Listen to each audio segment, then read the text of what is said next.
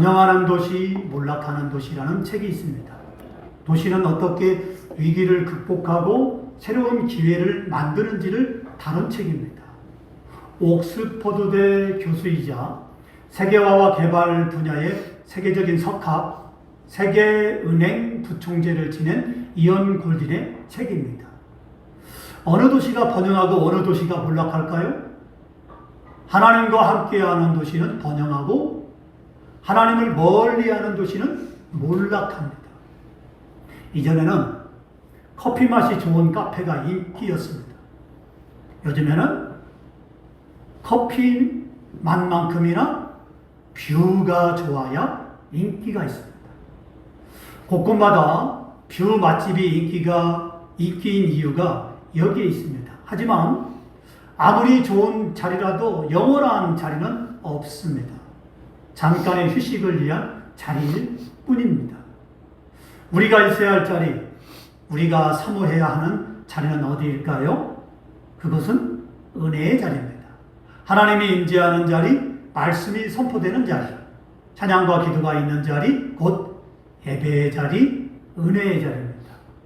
본문은 더 큰 은사를 사모하라 라는 제목의 말씀이에요. 이 시간 우리는 본문을 통해서 왜 우리가 은혜의 자리를 사모해야 되는지를 깨달으며 은혜를 받고자 합니다. 본문 28절 말씀을 보십시다. 하나님이 교회 중에 몇을 세우셨으니 첫째는 사도요, 둘째는 선지자요, 셋째는 교사요, 그 다음은 능력을 행하는 자요, 그 다음은 병 고치는 은사와 서로 돕는 것과 다스리는 것과 각종 방언을 말하는 것이라 그랬습니다. 흔히 우리가 예배를 드린 후에 은혜 받았다라는 말들을 합니다. 오늘 말씀 참 좋았어. 오늘따라 찬양이 너무 은혜스러웠어. 자, 은혜가 무엇일까요? 말씀을 들을 때 진한 감동이나 찬양을 부를 때 눈물을 흘리는 것, 이것이 은혜일까요? 대부분 이런 감정의 변화나 사람의 감정을 터치할 때 흐르는 눈물을 우리는 은혜라고들 말합니다. 그런데 진짜 은혜는 이런 감정의 변화가 아니에요. 은혜는 우리로 하여금 그리스도의 사람이 되게 하는 결단을 말합니다. 그리스도와 같은 성품, 그리스도와 같은 인격의 사람으로 변화시키는 것, 바로 이것이 은혜예요. 내가 더 이상 주님을 실망시킬 수 없지. 이제부터는 믿음으로 주님을 기쁘게 하는 삶을 살아야 되겠다 라는 이런 결단, 이런 믿음. 이렇게 내가 말씀을 듣고 내가 더 이상 주님을 실망시키지 않아야 되겠다라는 이런 마음으로 결단하고 그걸 삶에 실천하는 것, 바로 이것이 은혜라는 것입니다.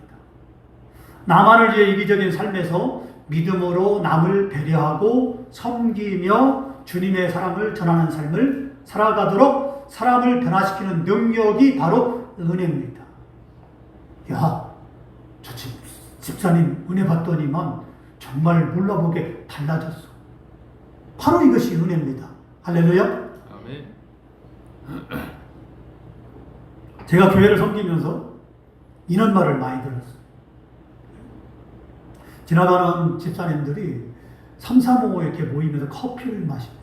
그러면서 하는 말이 저 집사님, 야, 몰라보게 달라졌어. 야, 요즘 믿음이 부쩍 자랐어. 그래서 봉사도 열심히 하고 식당 가서 설거지도 하고 막 그렇게 열심히 헌신하고 예전에는 예배 끝나면 슝 찬바람 나게 가버리던 집사님이 교회 남아서 그렇게 봉사하고 헌신하고 그리고 같이 커피를 마시면서 은혜로운 말씀을 나눕니다. 어떻습니까? 이렇게 사람을 변화시키는 것이 은혜라는 것이에요. 그러면 은사는 무엇일까요? 은사는 하나님의 일을 하기 위해서 우리에게 주시는 하나님의 선물입니다. 선물은 어떤 보상이나 대가로 주는 것이 아니에요. 선물은 공짜로 주는 것입니다. 공짜로 주되 사랑을 담아서 주는 것이 선물이지요. 당연히 받는 것은 선물이 아니에요. 받을 만한 자격이 없지만 주어지는 것, 바로 그것이 선물입니다. 이런 하나님의 선물인 은사는 그 사람에게만 특별히 주어지는 능력입니다. 그래서 은사는 누구에게나 주어지는 것도 아니고 누구나 받는 것도 아니에요. 교회에서 손에 꼽을 정도로 아주 소수의 사람만, 몇 사람만 은사가 주어집니다. 가령 병 고치는 은사가 주어진다. 그러면 큰 교회로 할지라도 한 사람, 두 사람 이 정도밖에 안 주어져요. 특별히 예언의 은사나 병 고치는 은사나 이런 것들을 받은 사람은 거의 한 사람 정도밖에 하나님이 주지 않습니다. 그렇죠? 자, 왜냐하면 은사는 주의 일을 하는데 필요한 일종의 도구이기 때문에 그래요. 땅을 파려면 뭐가 있어야 되죠? 삽이 있어야 됩니다. 못을 박으려면 망치가 필요하죠. 자, 또 무를 자르려면 칼이 필요합니다. 종이를 자르려면 가위가 있어야 되죠. 자, 이런 것처럼 하나님의 일을 하려면 은사가 있어야 돼요. 그 은사가 도구란 말이에요. 자, 교회에서 남들보다 잘 가르치는 것도 은사고, 남들보다 찬양을 잘하는 것도 은사고, 남들보다 청소를 잘하는 것도 은사고, 남들보다 설거지를 잘하는 것도 은사고, 남들보다 밥을 맛있게 짓는 잘하는 것, 그것도 은사입니다. 자, 그렇죠? 자, 그렇기 때문에 하나님은 각 사람에게 각각 은사를 주어서 교회를 다양하게 조화롭게 세워나가도록 그렇게 은사를 주신 것입니다. 그러면 왜 이런 은사를 주시는 걸까요? 자랑하라고 주는 것이 아니라 교회를 섬기고 세우라고 주신 것입니다. 할렐루야. 아멘. 나는 가진 게 돈밖에 없어. 나는 돈으로 전도해. 이게 그럴 수 있죠. 예? 머스크가 나는 가진 게 돈밖에 없어. 이게 그래가지고 트럼프 편에 서가지고 하루에 한 명씩 복권을 뽑아가지고 100만 달러씩 준다고 그렇게 한 적이 있죠. 저는 여러분 중에서도 그런 놀라운 사업가가 생기기를 주의 이름으로 축원합니다. 여러분의 자녀들이 이럴 때는 아멘을 좀 크게 하세요. 아멘? 아멘 작아. 아멘을 크게 해야 돼. 여러분의 자녀들이, 여러분의 손자들이, 여러분은 아니지만 여러분들이 하나님의 일을 하기 위해서, 교회를 세우기 위해서, 선교하기 위해서 하나님, 내 자녀 중에, 내 손자 중에, 하나님 내 후대 중에, 제 자손 중에 머스크처럼 그렇게 큰 사업가가 나오도록 주님 축복해주세요. 그래서 하나님의 일을 크게 할 수 있도록, 아니 머스크가 아니라 록펠러처럼 그런 큰 인물이 나올 수 있도록 축복해달라고 무릎 꿇고 내 생명 다하는 그날까지 그렇게 간절히 기도할 때 하나님이 허락해 주지 않겠느냐? 바로 하나님은 여러 하나님의 일을 감당하도록 하나님은 그런 일꾼들을 주십니다. 어때요? 물질로나 능력으로나 아니면 똑똑함이나 아니면 여러 가지 재능이나 이런 큰 일꾼들이 나온다면 어떨까요? 제가 기분 좋을까요? 예? 당사자인 여러분의 부모들이 기분이 좋겠죠. 부모된 여러분들이 기분이 좋겠죠. 그죠? 여러분의 자녀 중에서 그런 뛰어난 인물이 나온다면 얼마나 기분이 좋겠느냐. 그러면 그것을 자랑하라고 준 것이냐? 아니죠. 교회를 세우라고. 세계 만 곳의 교회를 세우라고. 그죠? 그렇게 우리 교회만 세우는 것이 아니라 세계 곳곳의 교회를 세우라고 많은 물질을 주시고 뛰어난 재능을 주시고 능력을 주시는 것이에요. 이제 본문으로 돌아가서 본문 18절은 뭐라고 시작합니까? 하나님이 교회 중에 몇을 세우셨다 그랬습니다. 여기서 몇을 세웠다라는 것은 작은 수의 사람입니다. 몇 사람. 바로 하나님이 몇 사람을 교회에 세우는데 필요해서 세웠는데 그 중에 첫 번째가 사도입니다. 그러면 왜 사도를 하나님이 첫 번째로 세우셨을까요? 이것은 교회사적으로 매우 중요합니다. 교회 머리는 예수님이지만 교회를 세워나가는데 예수님 다음으로 사도가 필요합니다. 사도는 예수님 다음이에요. 그러면 예수님이 교회를 세우기 위해서 맨 처음으로 부른 사람들이 바로 사도입니다. 그러면 사도가 어떤 사람입니까? 예수님의 제자라고 해서 누구나 다 사도가 되는 게 아니에요. 사도는 헬라어로 아포스톨로스입니다. 사도는 아주 특별합니다.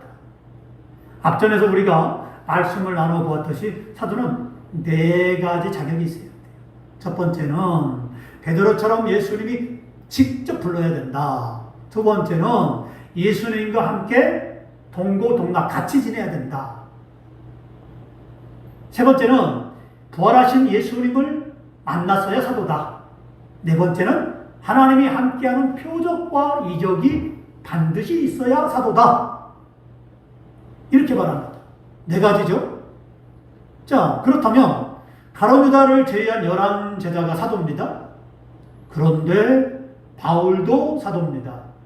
우리가 바울을 부를 때 뭐라고 부릅니까? 사도 바울, 그러죠? 성경도 사도 바울 이렇게 기록되어 있습니다. 그럼 아무래도 바울은 2가지가 모자랍니다. 자, 하나는 예수님이 베드로처럼 사도 바울을 직접 부른 게 아니에요. 바울은 예수님을 만나긴 했지만 부활하신 예수님을 만났습니다. 다른 하나는 바울은 공생의 3년 동안 예수님과 함께 동고동락하며 생활하지 못했습니다. 그렇죠? 예수님과 함께 밥도 먹고 예수님과 함께 잠도 자고 3년 동안 그렇게 예수님과 함께 하는 사람이 사도예요. 자, 그런데 사도 바울은 그렇지 못했어요. 그래서 사도 바울은 사도 자격이 2개나 오잖아요. 4개 중에 2개나 부족합니다.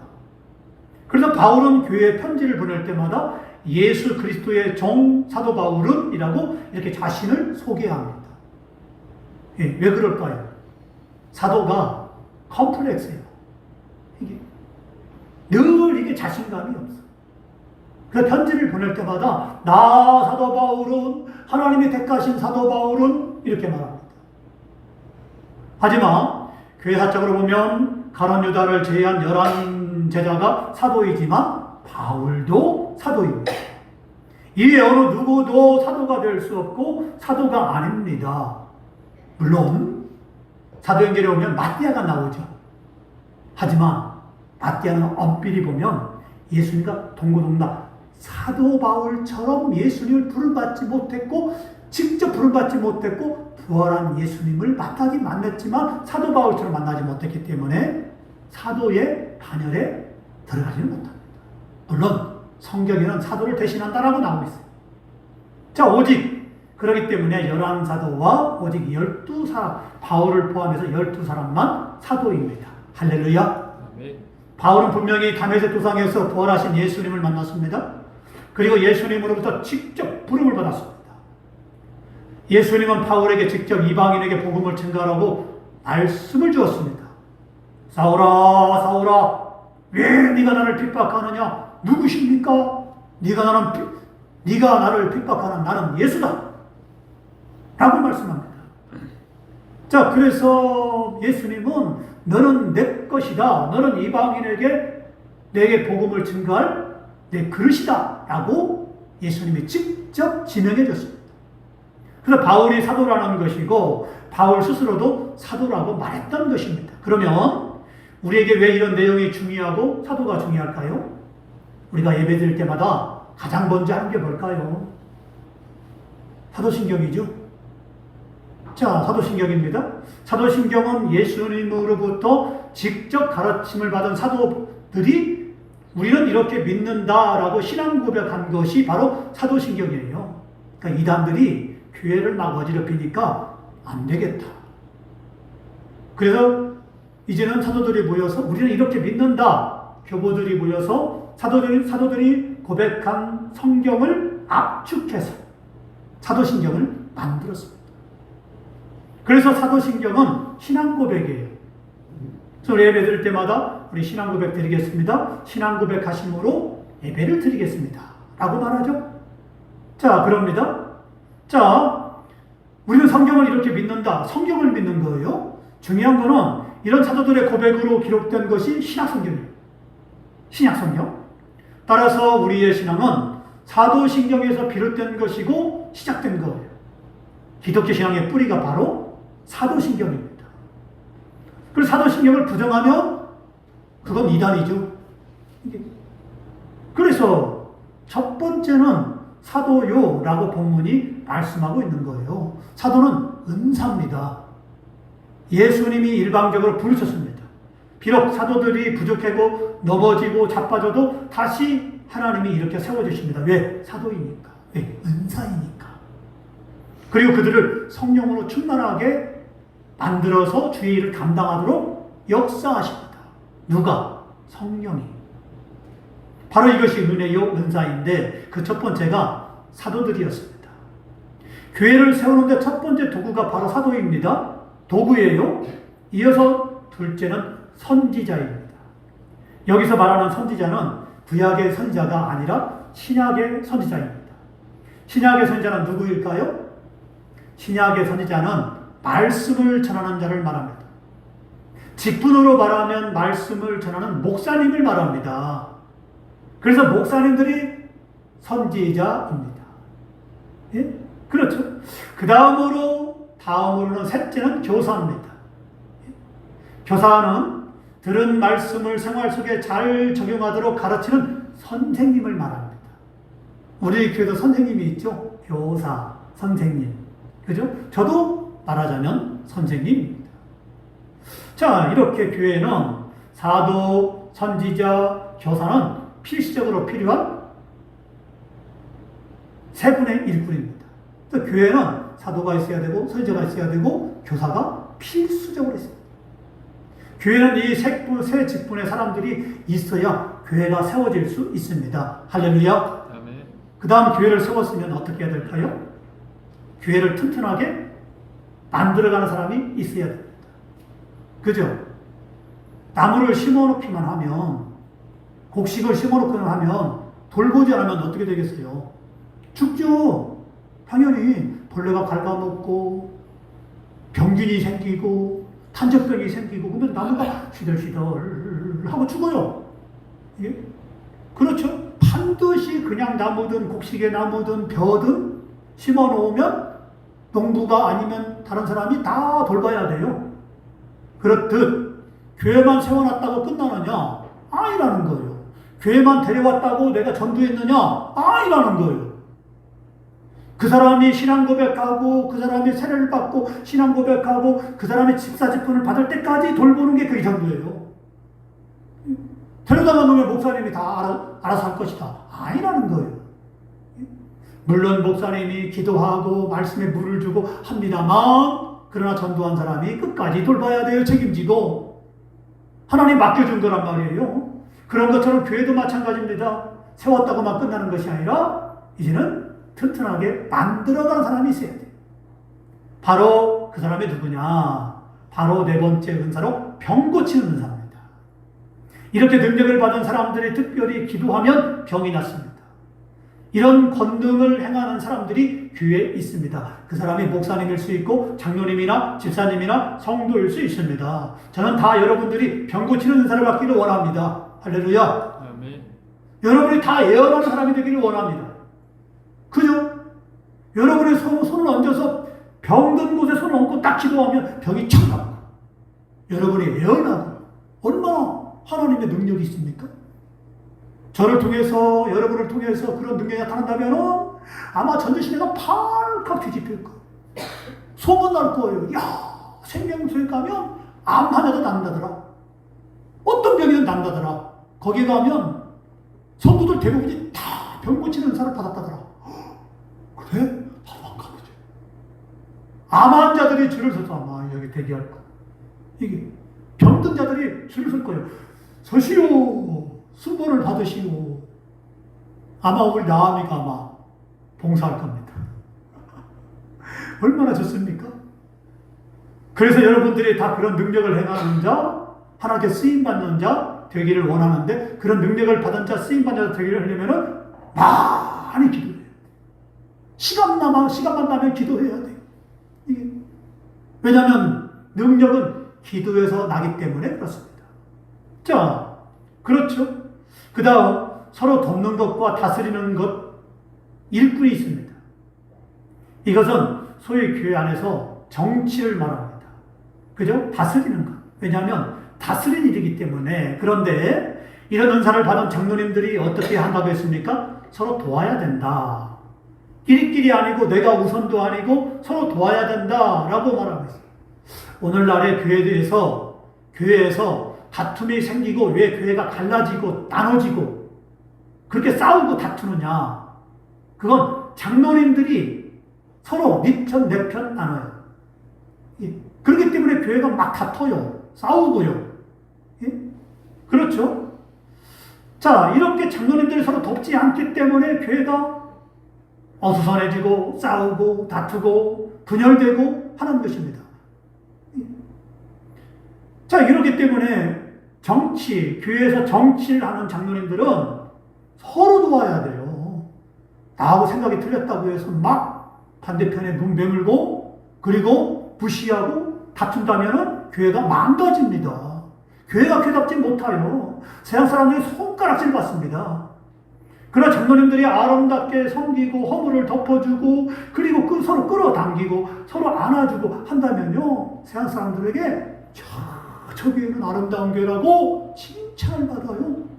저 교회는 사랑이 많다고 칭찬을 받습니다. 특별히 우리 생명샘 교회가 그런 교회가 되기를 주의 이름으로 축원합니다. 사도 바울은 마지막으로 중요한 말씀을 합니다. 본문 31절 말씀을 같이 읽겠습니다. 자, 시작. 너희는 더욱 큰 은사를 사모하라. 내가 또한 가장 좋은 길을 너희에게 보이리라. 아멘. 그러면 여기서 더욱 큰 은사가 뭘까요? 병 고치는 은사일까요?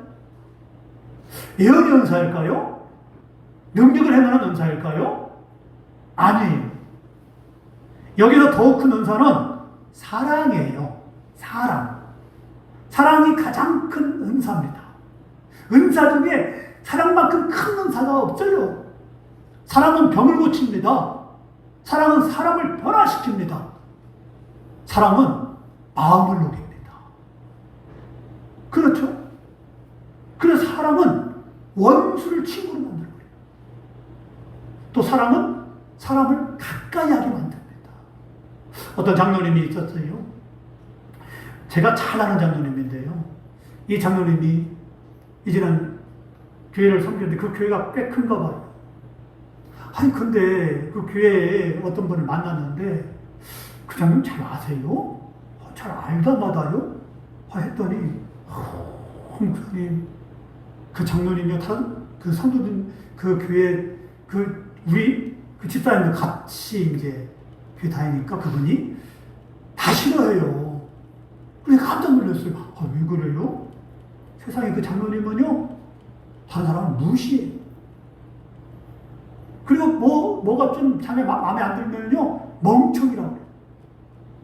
그리고 자기 남편이 교회 일꾼으로 세워져서 어떤 큰 일을 감당했대요. 그래서 이분이 남편이 누구냐면은 공무원 서기관이면은 몇 급인지 아십니까? 4급이에요. 높은 직책이에요. 4급까지 올라가려면요, 똑똑해야 돼요. 그죠? 응? 이 사람은 공무원으로서 일을 많이 했단 말이에요. 근데 그 장로님이 그 남편에게 다른 사람에게 뭐라고 했냐면은 저 멍청한 것을 세워가지고 이렇게 일을 이따위로 하게 만들어? 이런 소리가 들렸다는 거예요. 얼마나 그래서 그분이 가슴 아파하는지요. 예? 이래서는 안 되잖아요. 빈말이라도 그렇게 해서는 안 되죠. 집사님 고마워요. 감사해요. 이렇게 교회 어려운 일을 집사님이 감당해서 고마워요. 자기 마음에 안 들지라도 혹시 제가 도울 일은 없을까요? 이렇게 해야 되지 않겠습니까? 근데 멍청이라는 거예요. 아니 교회에서 그렇게 장로님이 할 말입니까? 안 되잖아요. 바로 사랑이 없기 때문에 그래요. 사랑이 있어야 됩니다. 내 마음에 안 들지라도 집사님 감사해요. 고마워요. 못할지라도 아이고 고맙습니다. 잘합니다. 아이고 이렇게 서로 돕고 칭찬해주고 그렇게 했을 때 교회가 얼마나 잘 세워질까요?